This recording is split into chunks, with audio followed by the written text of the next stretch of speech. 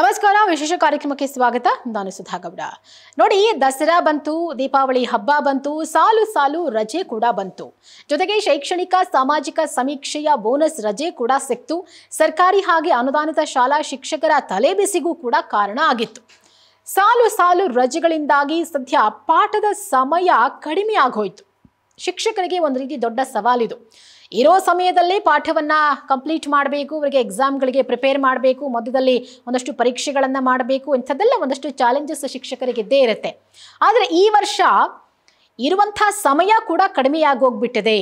ಹಾಗಾಗಿ ಸರಿಯಾಗಿ ಪಾಠಗಳನ್ನು ಪೂರ್ಣ ಮಾಡೋಕ್ಕಾಗ್ತಿಲ್ಲ ಅನ್ನುವಂಥ ಒಂದು ಟೆನ್ಷನ್ ಶಿಕ್ಷಕರದ್ದಾದರೆ ಇದನ್ನು ಸರಿಪಡಿಸೋದಕ್ಕೆ ಶಿಕ್ಷಣ ಇಲಾಖೆಯಿಂದ ಹೊಸದೊಂದು ಸುತ್ತೋಲೆಯನ್ನು ಹೊರಡಿಸಲಾಗಿದೆ.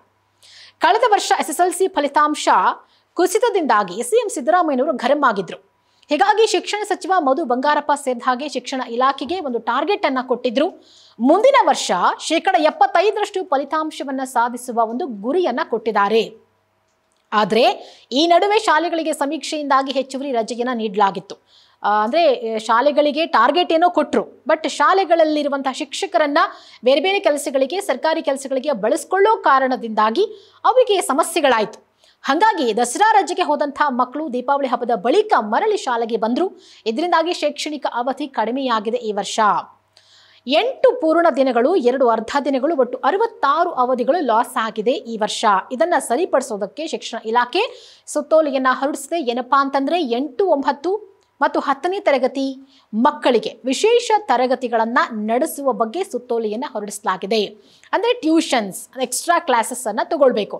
ಅದು ಬೆಳಗ್ಗೆ ಆದರೂ ಸರಿ ಅಥವಾ ಶಾಲಾ ಅವಧಿ ಮುಗಿದ ನಂತರವಾದರೂ ಸರಿ, 1 ಗಂಟೆ ಅಥವಾ ಅದಕ್ಕೂ ಹೆಚ್ಚು ಅಗತ್ಯ ಇದ್ದರೆ ಭಾನುವಾರವೂ ಕೂಡ ನೀವು ಶಾಲೆಗಳನ್ನು ನಡೆಸಿ ನೀವು ಪೋರ್ಷನ್ಸನ್ನು ಕಂಪ್ಲೀಟ್ ಮಾಡಬೇಕು. ವಿದ್ಯಾರ್ಥಿಗಳಿಗೆ ಹೆಚ್ಚಿನ ಕಲಿಕೆ ಅಗತ್ಯ ಇದ್ದರೆ ನೀವು ಅವರನ್ನು ಪ್ರಿಪೇರ್ ಮಾಡಬೇಕು. 2025-26ನೇ ಸಾಲಿನಲ್ಲಿ ಸರ್ಕಾರಿ ಹಾಗೂ ಅನುದಾನಿತ ಶಾಲೆಗಳ ಶೈಕ್ಷಣಿಕ ಕ್ಯಾಲೆಂಡರ್ ಕೊಂಚ ಬದಲಾವಣೆ ಮಾಡಲಾಗಿದ್ದು ಪಾಠದ ಸಮಯ ಮತ್ತು ದಿನಾಂಕಗಳ ಬಗ್ಗೆ ಮಾಹಿತಿಯನ್ನು ಕೊಟ್ಟಿದೆ. ಶೈಕ್ಷಣಿಕ ಸಮೀಕ್ಷೆಯಿಂದ 8 ಪೂರ್ತಿ ದಿನ ಜೊತೆಗೆ 2 ಅರ್ಧ ದಿನಗಳ ಅವಧಿ ಕಡಿತವಾಗಿರೋದ್ರಿಂದ ಈಗಾಗಲೇ ಒಟ್ಟು 66 ಕ್ಲಾಸ್ಗಳು ಕಡಿತ ಆಗಿದೆ. 66 ಕ್ಲಾಸ್ಗಳನ್ನು ನೀವು ಹೇಗೆ ಕಂಪ್ಲೀಟ್ ಮಾಡಬೇಕು ಅನ್ನುವಂಥ ಒಂದು ಟೈಮ್ ಟೇಬಲ್ ಅನ್ನು ಹಾಕೊಳ್ಬೇಕಾಗಿದೆ. 2026 ಜನವರಿ 24ರ ತನಕ ಹೆಚ್ಚುವರಿ ತರಗತಿಗಳನ್ನು ತೆಗೆದುಕೊಳ್ಳೋ ಹಾಗೆ ಒಂದು ಸೂಚನೆಯನ್ನು ಕೂಡ ನೀಡಲಾಗಿದೆ. ಶಾಲೆಗಳಲ್ಲಿ ಹಬ್ಬ, ರಜೆ, ಸರ್ಕಾರಿ ಕಾರ್ಯಕ್ರಮಗಳಿಗೆ ಅನುಗುಣವಾಗಿ ಪಾಠ ಸಮಯದ ಮಾರ್ಪಾಡನ್ನು ಮಾಡಿಕೊಳ್ಳಿ ಅಂತ ಹೇಳಿ ಒಂದು ಸಲಹೆಯನ್ನು ಕೂಡ ನೀಡಲಾಗಿದೆ. ಶಾಲೆಯ ಅವಧಿಗೂ ಮೊದಲು ಅಥವಾ ನಂತರ ಒಂದು ಹೆಚ್ಚುವರಿ ತರಗತಿಯನ್ನು ನಡೆಸುವಂತೆ ಸೂಚನೆ ನೀಡಲಾಗಿದೆ. ಶಾಲೆಗಳು ಈಗಾಗಲೇ ಬಗ್ಗೆ ಸಿದ್ಧತೆಯನ್ನು ಕೂಡ ಮಾಡಿಕೊಂಡಿದ್ದಾರೆ. SSLC ಪರೀಕ್ಷೆಗೆ ಬ್ಲೂ ಪ್ರಿಂಟ್ ಕೂಡ ಸಿದ್ಧ ಆಗಿದೆ. ಒಂದು ಕಡೆ ಎಕ್ಸ್ಟ್ರಾ ಕ್ಲಾಸಸ್ಗಳನ್ನು ತಗೊಳ್ಳೋದು, ಅದರ ಜೊತೆಗೆ ಈ ವರ್ಷ SSLC ಪರೀಕ್ಷೆ ಫಲಿತಾಂಶಕ್ಕೆ ಹೆಚ್ಚಿನ ಬೇಡಿಕೆ ಇರೋದ್ರಿಂದಾಗಿ ಅಟ್ಲೀಸ್ಟ್ ಒಂದು ಅಂಕ ಏನಿದೆ, ಪಾಸ್ ಮಾರ್ಕ್ಸ್ ಅನ್ನು 35ರಿಂದ 33ಕ್ಕೂ ಕೂಡ ಪಾಪ ಕಡಿಮೆ ಮಾಡಿಕೊಟ್ಟಿದ್ದಾರೆ ವಿದ್ಯಾರ್ಥಿಗಳಿಗೆ ಅನುಕೂಲ ಆಗಲಿ ಅನ್ನೋ ಕಾರಣಕ್ಕಾಗಿ.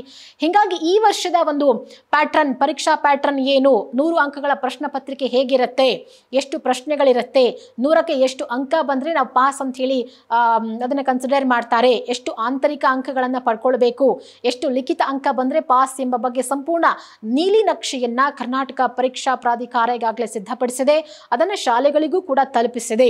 ಇದು ಮಕ್ಕಳಿಗೆ ಪರೀಕ್ಷೆಯ ತಯಾರಿ ಸಿದ್ಧತೆ ಮಾಡಿಕೊಳ್ಳೋಕ್ಕೂ ಕೂಡ ನೆರವಾಗುತ್ತೆ.